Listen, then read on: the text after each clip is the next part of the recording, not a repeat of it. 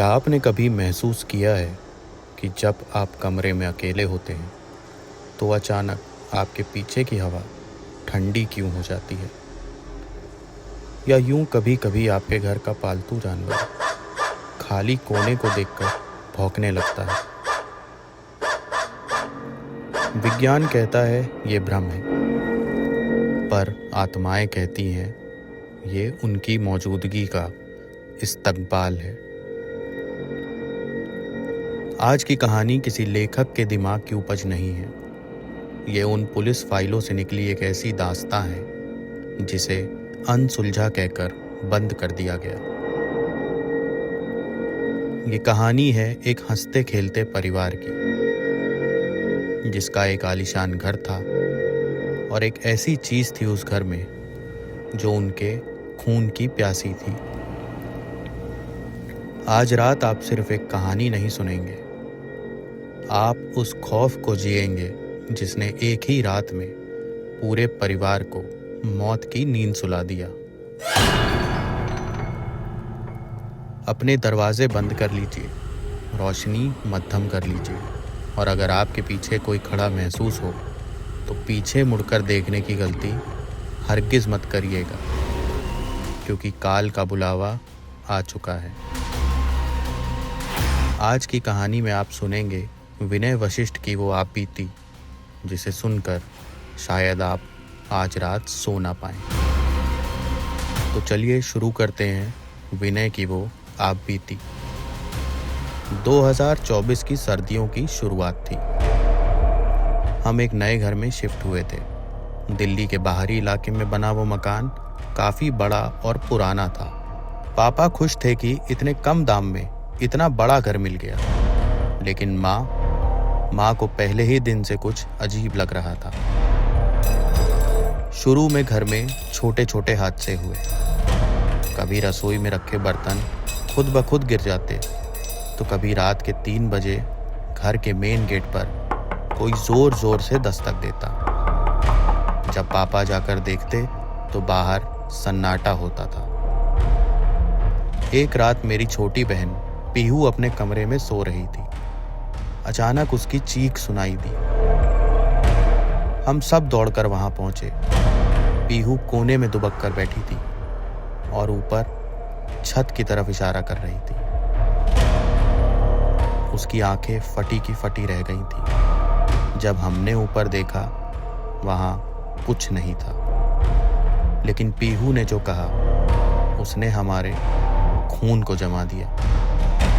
उसने कहा वो आदमी छत पर उल्टा लटका हुआ है और मुझे लगातार घूर रहा है। चीजें तब हाथ से बाहर निकल गईं जब मेरे बड़े भाई का व्यवहार बदलने लगा। वो घंटों आईने के सामने खड़ा रहकर खुद से बातें करता। उसकी आवाज उसकी अपनी नहीं लगती थी। वो मानो कुछ इस आवाज में बात किया करता था। सब खत्म होता है, सब खत्म होगा। इस घर में कोई नहीं बचेगा। ये जमीन मेरी है, ये सांसें मेरी है, तुम सबकी सांसें मेरी है। एक शाम पापा काम से वापस नहीं लौटे। उनका फोन स्विच ऑफ था। हम सब परेशान थे। अचानक रात के सन्नाटे में घर की लाइट्स जलने बुझने लगी। टीवी अपने आप चालू हो गया और उस पर सिर्फ सफेद और काला शोर दिख रहा था। भाई अचानक जोर जोर से हंसने लगा। उसकी हंसी कहीं से भी इंसानी नहीं थी।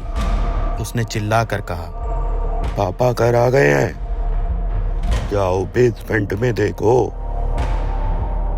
मैं कांपते हाथों से टॉर्च लेकर बेसमेंट की ओर भागा।